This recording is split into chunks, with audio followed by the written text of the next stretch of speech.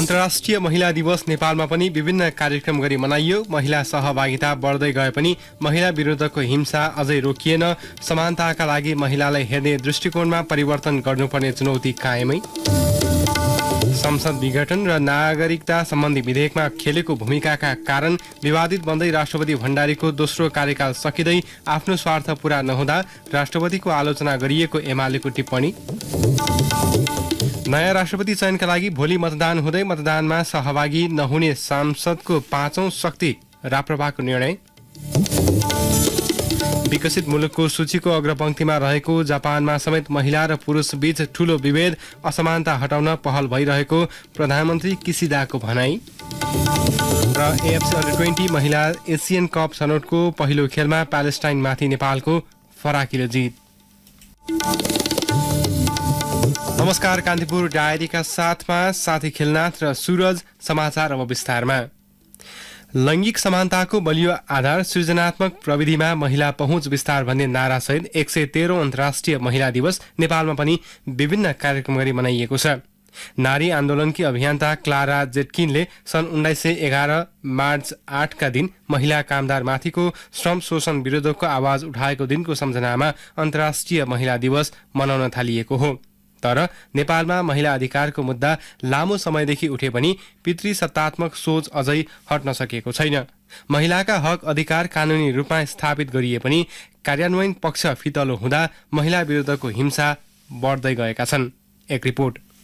विक्रम सम्वत 1975 सालमा महिला अगुवा योगमायाले महिला समिति गठन गरी आवाज उठाउन थालेपछि नेपालमा महिला अधिकारका विषय विधिवत रूपमा स्थापित भएको थियो। यसैको जगमा तत्कालीन राणा शासक चन्द्र शमशेर जबराले सती प्रथाको अन्त्य गर्न बाध्य भएपछि विक्रम सम्वत 1977 सालमा योगमायालाई सती प्रथामाथि रोक लगाउनेको श्रेय दिने पनि गरिएको छ। विश्व महिला आन्दोलनको आरम्भलाई स्मरण गर्दै विश्व समुदायले 113औं अन्तर्राष्ट्रिय दिवस मनाइरहँदा नेपालमा पनि बुधबार विभिन्न कार्यक्रम आयोजना गरियो। महिलाको न्यायपूर्ण हक र अधिकारका क्षेत्रमा प्राप्त उपलब्धिहरू संस्थागत गर्न महिला दिवसले थप अभिप्रेरित गर्ने राष्ट्रपति विद्यादेवी भण्डारीले बताउनु भएको छ। 2007 सालको राजनीतिक परिवर्तन यताको 7 दशकमा महिला अधिकारका क्षेत्रमा थुप्रै उपलब्धिहरू हासिल भएकाले पनि महिलाको सहभागिता नीति निर्माण तहमा पुगेको अवस्था छ। तर अझै पनि नीति निर्माणमा पुग्ने महिलाको संख्या पर्याप्त नभएको गुनासो उत्तिकै छ। एमालेकी नेत्री एवं पूर्व उपसभामुख शिवमाया तुम्हाम्फे संविधानले दिएको अधिकार बमोजिम नीति निर्माण तहमा महिलाको सहभागी न्यून रहेको बताउँछिन्।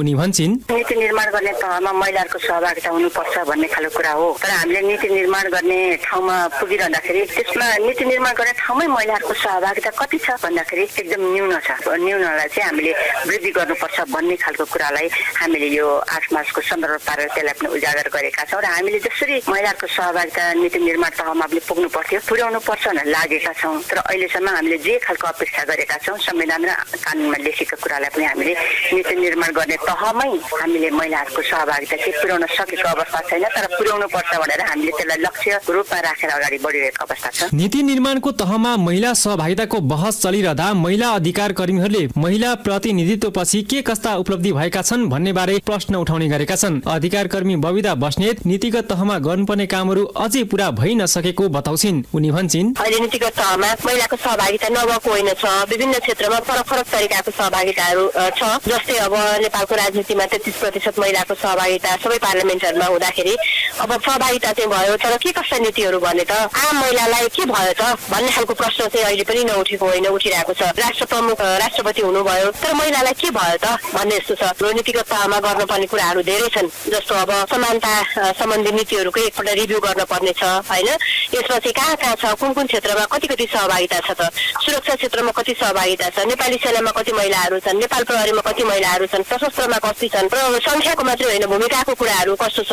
यसैबीच सरकारले महिलाको सशक्तिकरण र सम्मानजनक जीवनका लागि नीतिगत र कानूनी संरचनागत व्यवस्था गरेको दावी गरेको छ। सञ्चार मन्त्री रेखा शर्मा संविधानले लैङ्गिक विभेदलाई न्यूनीकरण गर्न प्रयत्न गरेको बताउँछिन्। विगतका तुलनामा संविधान महिलाहरूका पक्षमा अत्यधिक प्रगतिशील छ र यो संविधान संविधानमा लैङ्गिक विभेदलाई कम गर्न, न्यूनीकरण गर्न अधिकतम प्रयत्न गरिएको छ र हामीले देखेका छौं नागरिकता जस्तो संवेदनशील विषय जो आमाको नामबाट नागरिकता पाउने कुनै व्यवस्था थिएन विगतमा, यसपटकको संविधानमा नागरिकता पाउने व्यवस्था गरिएको छ। स्वाभाविक ढंगले कानून बनाउने प्रक्रियामा हामी छौं, छिट्टै कानून ल्याउने प्रक्रियामा नेपाल सरकार छ। 2078 सालको जनगणनाको प्रारम्भिक नतिजा अनुसार नेपालको जनसंख्या 2,91,92,480 जनसंख्या रहेकोमा महिलाको संख्या 1,49,01,169 रहेको छ। लैङ्गिक समानता र महिला अधिकारको चर्चा गर्दा नेपालको हकमा सबैभन्दा दुःखद पक्ष भनेको महिलामाथि हुने हिंसा हो। नेपाल प्रहरीको तथ्याङ्क अनुसार पछिल्लो 6 वर्षको अवधिमा महिला विरुद्ध 1,01,692 अपराधका घटनाहरू भएका छन्, जस अन्तर्गत सबैभन्दा बढी 78,588 घरेलु हिंसा सम्बन्धी छन्, जबकि संविधानको धारा 38 ले महिलामाथि कुनै किसिमको हिंसाजन्य कार्य वा शोषण गर्न पाइने छैन भनेर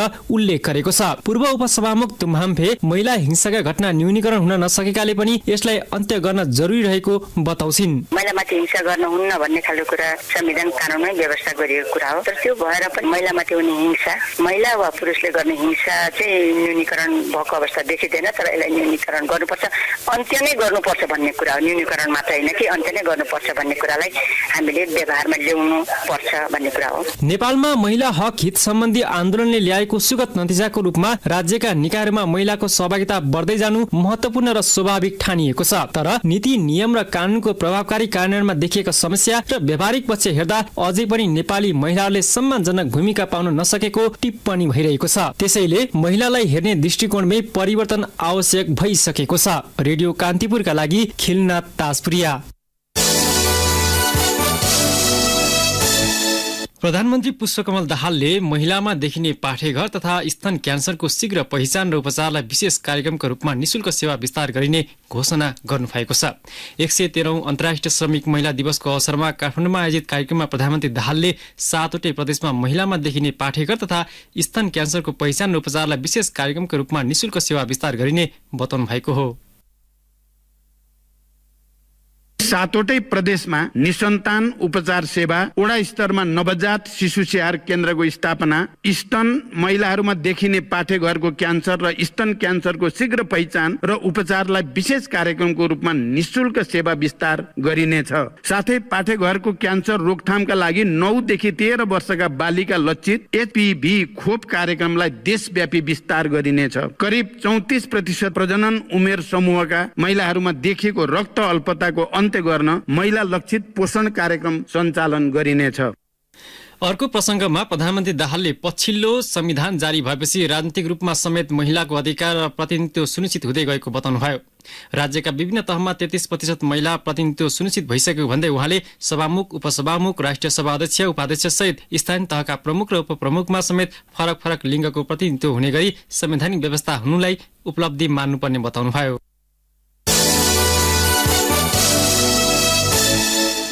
नेपालको हवाई इतिहासमा पहिलो पटक महिला चालक दलका सदस्यले अन्तर्राष्ट्रिय उडान भरेका छन्। कमान्डर पाइलट भावना गिरीको नेतृत्वमा 6 महिला सदस्यीय टोलीले काठमाडौँदेखि दुबई र दुबईदेखि काठमाडौँसम्म नेपाल वायुसेवा निगमको विमानको उडान गरेको हो। निगमका अनुसार सो उडानको चालक दलका पाइलट गिरीसँगै को पाइलट सृजना रावत र अन्य सदस्यमा वासना राणा, अञ्जक महर्जन, संगीता केसी र अनिशा प्रजापति थिए। यसैबीच संस्कृति, पर्यटन तथा नागरिक उड्डयन मन्त्री सुदन किरातीले आज दुबईबाट काठमाडौँ आइपुगेको विमानका चालक दललाई त्रिभुवन अन्तर्राष्ट्रिय विमानस्थलमा स्वागत गर्नुभयो।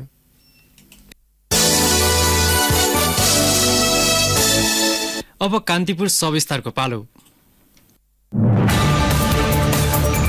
कान्तिपुर सविस्तार। राष्ट्रपति विद्यादेवी भण्डारीको दोस्रो कार्यकाल यसै साता सकिँदैछ। लगातार 2 पटक राष्ट्रपति बन्ने मौका पाउनुभएकी भण्डारीको पछिल्लो कार्यकाल भने विवाद मुक्त हुन सकेन।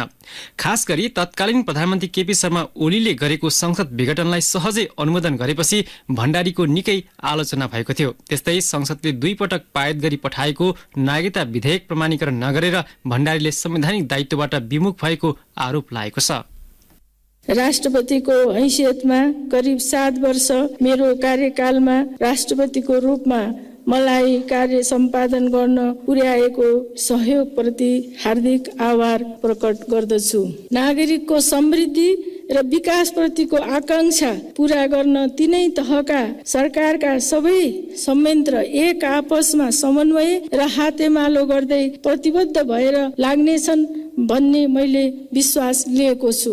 मङ्सिर 4 गते सम्पन्न प्रतिनिधि र प्रदेशसभा निर्वाचन पश्चात बनेको नयाँ संसदलाई माघ 27 गते सम्बोधन गर्दै राष्ट्रपति विद्यादेवी भण्डारी यो नै उहाँको कार्यकालको अन्तिम सम्बोधन हुन पुग्यो। विक्रम सम्वत 2072 कार्तिक 11 गते पहिलो महिला राष्ट्रपतिको रूपमा देशको राष्ट्र अध्यक्षको बागडोर सम्हाल्नु भएकी भण्डारी 2074 फागुन 29 गते पुनः दोस्रो कार्यकालका लागि चुनिनुभयो। तर उहाँको पछिल्लो कार्यकाल विवादमुक्त हुन सकेन। राष्ट्र अध्यक्षको हैसियत प्राप्त गरेपछि कानून र संविधानको परिपालकको पहिलो भूमिका रहने भए पनि भण्डारीको दोस्रो कार्यकाल यिनै सेरोफेरोमा विवादमुक्त हुन नसकेको हो। राजनीतिक विश्लेषक सीके लाल सर्वसाधारणको भूमिकाबाट हेर्दा राष्ट्रपतिले संविधानको मर्यादा पालन गर्न नसकेको बताउनुहुन्छ। उहाँ भन्नुहुन्छ, गणतन्त्रको राष्ट्र प्रमुख भन्दा पनि राजाको भूमिकामा देखिने कुरा चित्त बुझ्न लागेन एउटा। दोस्रो चाहिँ अब प्रधानमन्त्रीको सल्लाह अनुसार राष्ट्रपति चल्नुपर्छ, तर प्रधानमन्त्रीको निर्देशनमा चलेको जस्तो जुन संसद भङ्ग हुने ताका देखियो त्यो एउटा चित्त बुझ्दो लागेन।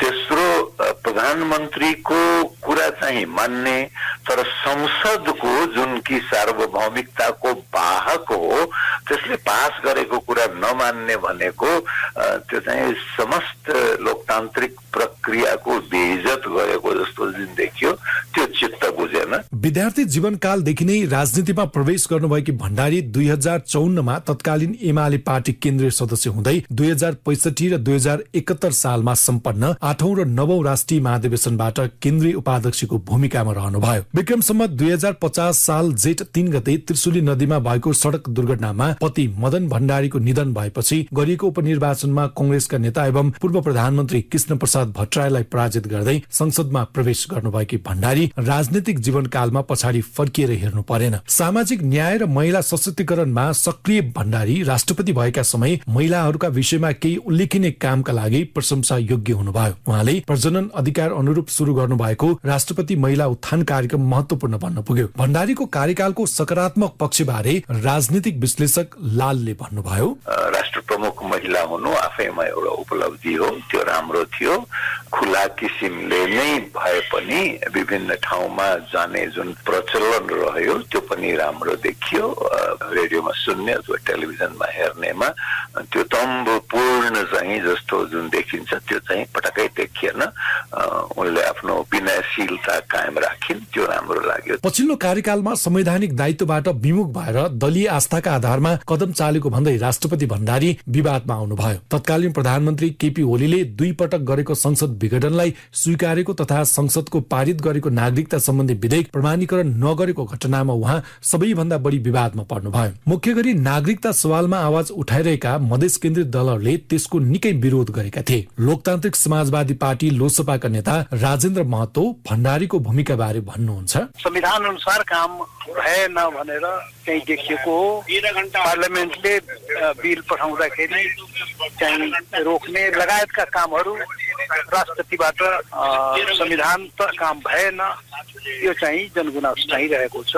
यति मात्रै होइन, उहाँको कार्यकालमा सबैभन्दा बढी आलोचनाको विषय सवारी जाम पनि एक हो। अति विशिष्ट व्यक्तिहरूको औपचारिक सवारीमा नागरिकले शास्ति पाउने गरेको भन्दै सडकदेखि सदनसम्म टीका टिप्पणी भएका थिए। त्यस्तै विक्रम सम्वत 2075 सालमा राष्ट्रपति कार्यालय हातामै हेलिप्याड बनाउन गरेको एउटा निर्णयका कारण राष्ट्रपति भण्डारीले आलोचना खेप्नु पर्यो। त्यस्तै राष्ट्रपति भण्डारीबाट दशैंमा टीका लगाउँदा केही संवैधानिक निकायका पदाधिकारीले घुँडा टेकेको विषय पनि शोभनीय नभएको भन्दै आलोचना भएको थियो। भण्डारीका राजनीतिक कदमलाई लिएर खास गरी माओवादी केन्द्र र नेपाली कंग्रेस सहितका दलमा बढी आलोचना भएका छन्। कंग्रेस प्रवक्ता डाक्टर प्रकाश शरण महत संविधान अनुरूप अघि नबढ्दा उहाँको कार्यकाल स्मरण योग्य नभएको दावी गर्नुहुन्छ। संविधानले जुन जिम्मेवारी दिएको छ अब त्यो चाहिँ अनुरूप उहाँले गर्न सक्नु भएन। अब समग्रमा संविधानको मूल मर्म र भावनालाई कारबाही अब वर्तमान राष्ट्रपतिले आत्मसात गरेर चाहिँ चल्न सक्नु भएन। त्यही नेपालको बदलिदो राजनीतिक परिवेशसँगै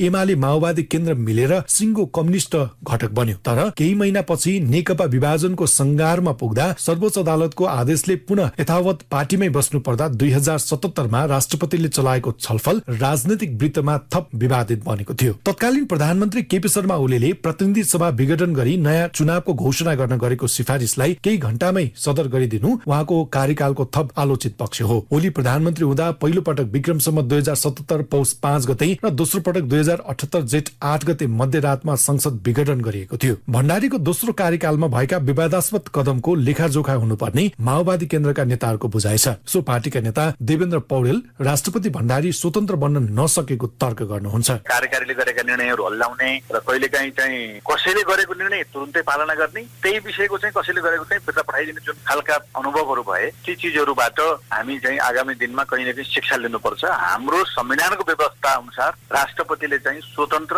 निष्पक्ष रहेर नयाँ आधारले सोध्नुपर्छ भन्ने अनुभूति चाहिँ हुन्छ। राष्ट्रपति भण्डारीको आलोचना भइरहँदा एमाले भने सुरुदेखि नै उहाँको कदमको बचाउ गर्दै आएको छ। एमाले अध्यक्ष केपी शर्मा ओलीले बुधबार आयोजित एक कार्यक्रममा बोल्दै राजनीतिक स्वार्थ प्रेरितहरूले राष्ट्रपतिको सम्मानित ओहदाको मर्यादा गर्न नसकेको दावी गर्दै भन्नुभयो, राजनीतिक स्वार्थ प्रेरितहरूले आफ्नो स्वार्थमा कतै ठेस लाग्दा वा आफ्ना संकीर्ण क्षुद्र स्वार्थहरू पूरा नहुँदा राष्ट्रपतिको सम्मानित ओहदाको समेत मर्यादा नगरेर बकवास गरेका हुन सक्छ। ती कुराको खास अर्थ छैन। दोस्रो कार्यकाल सम्पन्न गरेर राष्ट्रपतिबाट विदा हुँदै गर्दा भण्डारीले आगामी दिनमा कस्तो भूमिका निर्वाह गर्नुहुन्छ भन्ने चासो पनि उत्तिकै देखिएको छ। राष्ट्रपति भण्डारीको कदमलाई लिएर पक्ष विपक्षमा बहस हुनु स्वाभाविक भए पनि उहाँको विगत र पारिवारिक पृष्ठभूमिमाथि कतिपय वृत्तबाट अशिष्ट र अशोभनीय टिप्पणी हुनुलाई चाहिँ नकारात्मक पक्षको रूपमा हेर्न सकिन्छ। रेडियो कान्तिपुरका लागि सन्तोष गन्धर्व। कान्तिपुर सविस्तार।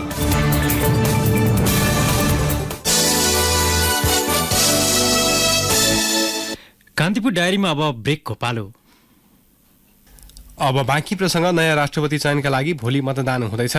काठमाडौँको नयाँ बानेश्वर स्थित संघीय संसद भवनको लोत्से हलमा हुने मतदानका लागि निर्वाचन आयोगले बिहान 10 देखि अपराह्न 3 बजेसम्मको समयावधि तोकेको छ।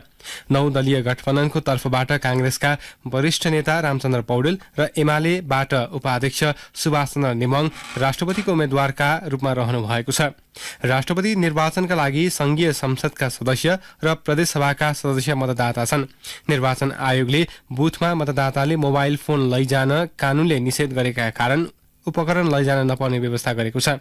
निर्वाचन कार्यालयले संघीय सांसदका लागि एउटा र प्रदेश सदस्यका लागि अर्को गरी 2वटा मतदान केन्द्र रहने जनाएको छ। यसैबीच संघीय संसदको 5औं ठूलो दल राष्ट्रिय प्रजातन्त्र पार्टी राप्रपा राष्ट्रपति निर्वाचनमा सहभागी नहुने भएको छ। राप्रपाको आज बसेको केन्द्रीय समितिको बैठकले भोलि हुने राष्ट्रपति चुनावमा कुनै पनि उम्मेद्वारलाई भोट नहाल्ने निर्णय गरेको प्रचार विभाग प्रमुख एवं प्रवक्ता मोहन श्रेष्ठले जानकारी दिनुभयो।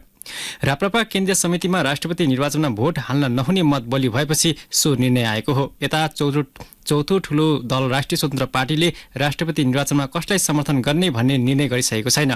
भोलि पदाधिकारी सहितको संसदीय दलको बैठकले राष्ट्रपति र उपराष्ट्रपतिको निर्वाचनको सन्दर्भमा निर्णय गर्ने सो पार्टीका केन्द्रीय सदस्य दीपक बोहराले जानकारी दिनुभयो।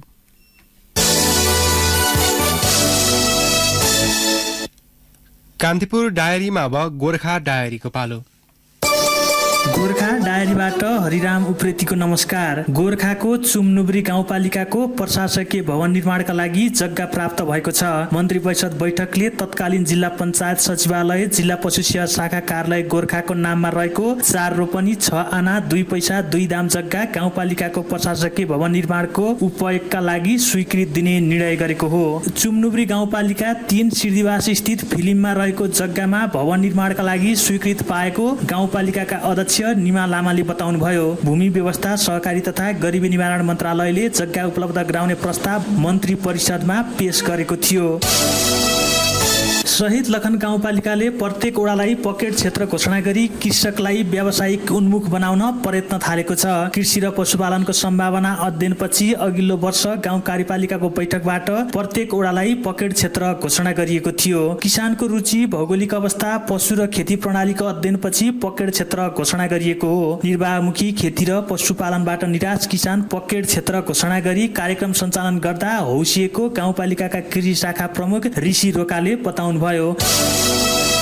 बारपाकसम्मको सडक कालोपत्रेका लागि म्याद नआएको 4 वर्षसम्म काम पुरा हुन सकेको छैन। कालोपत्रेको जिम्मा पाएको ठेकेदारको लापरवाहीका कारण समयमै काम नहुँदा स्थानीयले शास्ति भोग्दै आएका छन्। 2075 असारभित्रै सक्नुपर्ने 22 देखि 30 र 30 देखि 46 किलोमिटरको 2 खण्डको म्याद सकिएको 4 वर्षसम्म पनि काम सम्पन्न नहुँदा यात्रु शास्ति भोग्न बाध्य छन्। चुमनुब्री गाउँपालिका 7 सेकम्पार स्थित राजन गुम्बामा आगामी वैशाख 6 देखि 9 गतेसम्म स्याक्या महोत्सवको तयारी गरिएको छ। अहिंसा क्षेत्र घोषणा भएको 100 वर्ष पुगेको अवसरमा महोत्सवको आयोजना गर्न लागि हो। चुम उपत्यकालाई 1977 सालको बुद्ध जयन्तीको अवसरमा अहिंसा क्षेत्र घोषणा गरिएको थियो। हौस् त, गोर्खा डायरी आजलाई यति नै। हरिराम उप्रेती बिदा हुन्छु। नमस्कार। गोर्खा डायरीपछि कान्तिपुर डायरीमा पुनः ब्रेकको पालो। ब्रेकपछि अब आर्थिक प्रसङ्ग। कृषि सामग्री कम्पनीले ग्लोबल टेन्डरबाट खरिद गरेको 30,000 मध्ये 20,000 मेट्रिक टन युरिया मल वीरगञ्ज नाका हुँदै नेपाल भित्रिएको छ।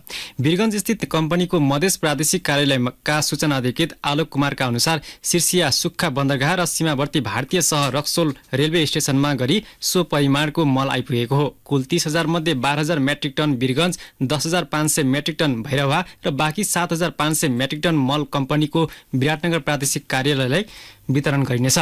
वीरगञ्ज र भैरवाको लागि वीरगञ्ज नाका हुँदै मल भित्रिने क्रममा छ भने विराटनगरका लागि कोलकाताबाट सोझै ट्रकमा ढुवानी गरिने कार्यालयले जनाएको छ। चैते धान बाली सिजनका लागि ल्याइएको मल माग भएका जिल्लाहरूमा परिचालन समेत भइरहेको मधेस प्रादेशिक कार्यालयका सूचना अधिकृत कुमारले जानकारी दिनुभयो।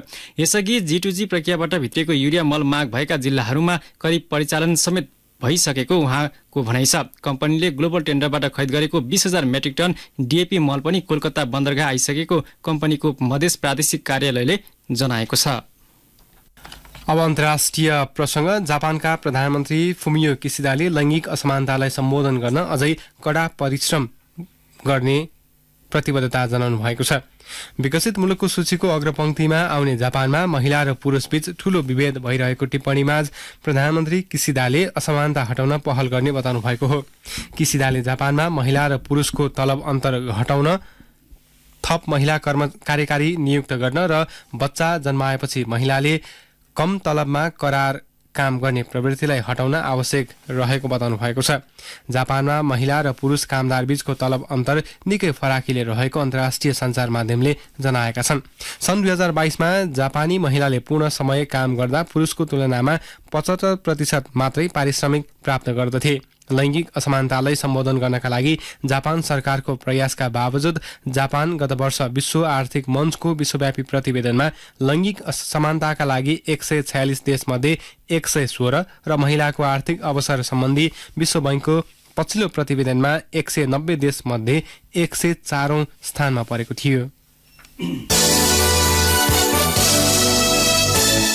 अब खेल प्रसङ्ग। AFC अन्डर-20 महिला एसियन कप छनौटको पहिलो खेलमा नेपालले घरेलु टोली प्यालेस्टाइन विरुद्ध फराकिलो जित निकालेको छ। फैजल अल हुसेनी अन्तर्राष्ट्रिय रङ्गशालामा भएको खेलमा नेपालले प्यालेस्टाइनमाथि 6-0 गोल अन्तरले जित निकालेको हो।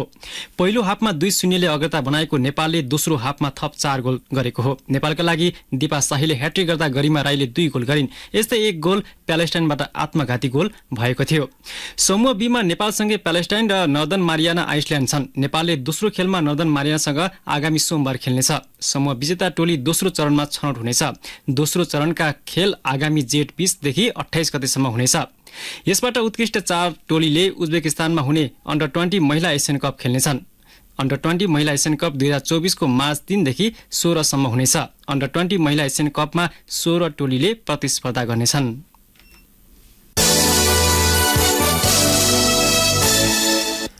शहीद स्मारक ए डिभिजन लिगमा आज हिमालयन शेर्पा क्लबले विभागीय टोली नेपाल पुलिस क्लबलाई 1-0 गोल अन्तरले पराजित गरेको छ।